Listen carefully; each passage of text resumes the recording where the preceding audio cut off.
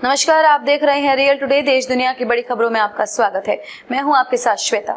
आज के मुख्य समाचारों में बात करेंगे, लेकिन मुख्य समाचारों की ओर बढ़ने से पहले एक नजर सुर्खियों पर। लोकतंत्र खत्म होते नहीं देख सकता, एनडीए के साथ जाने पर आरएलडी के बड़े नेता ने छोड़ा जयंत का साथ। जनता को समझौते के बारे में जानने का हक है, कचातीवू को लेकर बोले जयशंकर। तमिलनाडु के लिए कुछ नहीं किया, कांग्रेस के बाद कचातीवू को लेकर डीएमके पर बरसे पीएम मोदी। पीएम मोदी ने ऐसे किया मां को याद, काम और जीवन को लेकर बताए उनके दो वाक्य। करीना कपूर खान, तब्बू और कृति सेनन की क्रू ने पहले वीकेंड पर कितने करोड़ कमाए? ये तो थी सुर्खियां। अब चलते हैं बड़ी खबरों की ओर। शाहिद सिद्दीकी ने सोशल मीडिया पर पोस्ट करते हुए कहा कि उन्होंने अपना त्यागपत्र राष्ट्रीय लोकदल के अध्यक्ष जयंत चौधरी को भेज दिया है। इसके आगे उन्होंने लोकतंत्र का हवाला देते हुए कहा कि वो चुपचाप खामोशी के साथ देश के लोकतांत्रिक ढांचे को समाप्त होते नहीं देख सकते। आगामी लोकसभा चुनाव से पहले आरएलडी प्रमुख जयंत चौधरी समाजवादी पार्टी से नाता तोड़कर बीजेपी का दामन थामा था। इन दिनों जयंत एनडीए गठबंधन के साथ चुनाव प्रचार में लगे हैं। इस बीच आरएलडी प्रमुख को बड़ा झटका लगा है। पूर्व सांसद और आरएलडी के राष्ट्रीय उपाध्यक्ष शाहिद सिद्दीकी ने पार्टी से इस्तीफा दे दिया है। इस बात की जानकारी उन्होंने अपने सोशल मीडिया प्लेटफॉर्म एक्स पर दी है। जयशंकर ने कहा कि 1974 में भारत और श्रीलंका के मैरीटाइम समझौता किया था, जिसमें कच्छतीवू श्रीलंका को दे दिया था। ये एक जीवंत मुद्रा है जिस पर संसद और तमिलनाडु हलकों में बहुत बहस हुई है। यह केंद्र सरकार और राज्य सरकार के बीच का विषय रहा है। प्रधानमंत्री मोदी ने रविवार को कच्छतीवू द्वीप को लेकर कांग्रेस पर हमला बोला। इसके बाद से इस द्वीप को लेकर सियासत तेज हो गई है। वहीं आज यानी सोमवार को विदेश मंत्री एस जयशंकर ने प्रेस कॉन्फ्रेंस की है। इस दौरान उन्होंने कहा कि जनता को जानने का हक है कि कच्छतीवू को लेकर आखिर क्या हुआ था। जयशंकर ने कहा 1974 में भारत और श्रीलंका में मैरीटाइम समझौता किया था, जिसमें कच्छतीवू श्रीलंका को दे दिया गया था। इस समझौते के तहत कच्छतीवू भारतीय मछुआरे जा सकेंगे और इसके लिए किसी डॉक्यूमेंट की जरूरत नहीं होगी।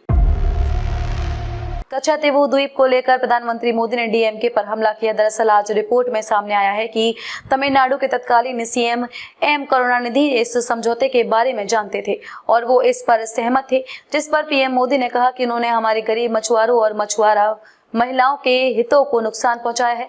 प्रधानमंत्री मोदी ने भारत के कच्छतीवू द्वीप को श्रीलंका को सौंपने पर कल कांग्रेस पर वार किया था और आज पीएम मोदी ने डीएमके पर हमला किया है। पीएम ने कहा कि डीएमके ने बयानबाजी के अलावा तमिलनाडु के हितों की रक्षा के लिए कुछ नहीं किया है। दरअसल हाल ही में सूचना के अधिकार के तहत एक रिपोर्ट सामने आई थी, जिसमें बताया गया कि कांग्रेस की सरकार के समय में कैसे साल 1974 में भारत के कच्छतीवू द्वीप को श्रीलंका को सौंप दिया गया था।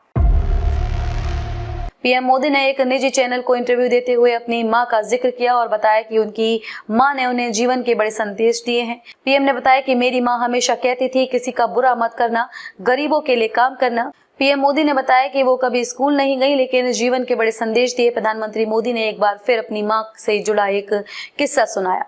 पीएम मोदी ने अपनी मां को लेकर अपनी भावनाएं व्यक्त की। पीएम मोदी अपनी मां हीराबेन के काफी करीब थे। पीएम ने अपनी मां के बारे में बात करते हुए बताया कि उनकी मां हमेशा कहती थी, काम करो बुद्धि से, जीवन जियो शुद्धि से। पीएम ने कहा कि मेरी मां हमेशा कहती थी, काम करो बुद्धि से, जीवन जियो शुद्धि से।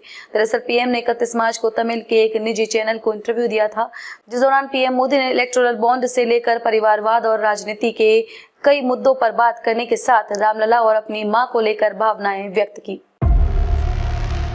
तब्बू, करीना कपूर खान और Kriti Sanon starrer film crew का बॉक्स ऑफिस पर पहला वीकेंड अच्छा रहा।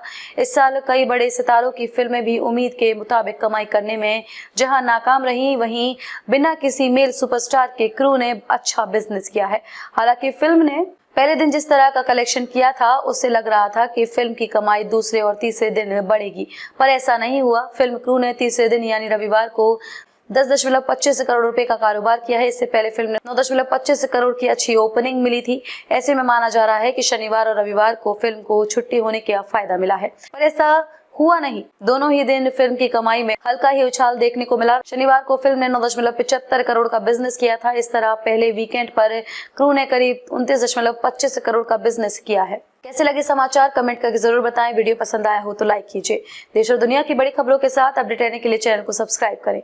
खबरों में अब तक के लिए बस इतना ही। फिर होगी आपसे मुलाकात कुछ ऐसी ही खबरों के साथ। तब तक के लिए नमस्कार और देखते रहिए रियल टुडे।